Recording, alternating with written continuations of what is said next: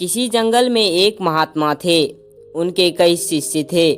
एक दिन उन्होंने अपने शिष्यों को उपदेश दिया कि सर्वभूतों में नारायण का वास है।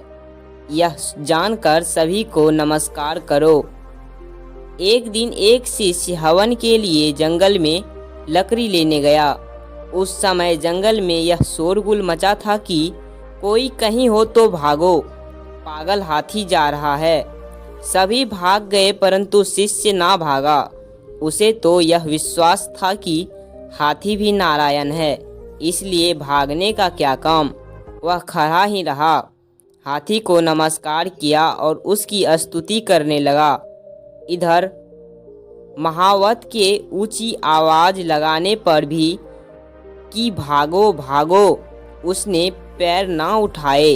पास पहुंचकर हाथी ने उसे सूंड से लपेटकर एक ओर फेंक दिया और अपना रास्ता लिया। शिष्य घायल हो गया और बेहोश पड़ा रहा। यह खबर गुरुजी के कान तक पहुंची। वे अन्य शिष्यों को साथ लेकर वहां गए और उसे आश्रम में उठा लाए। वहीं उसकी दवा दारू की। तब वह होश में आया। कुछ देर के बाद किसी ने उससे पूछा, हाथी को आते देखकर तुम वहां से हट क्यों न गए?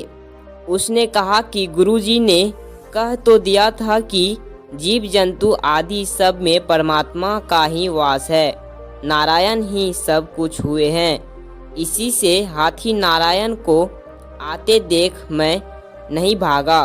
गुरुजी पास ही बैठे थे।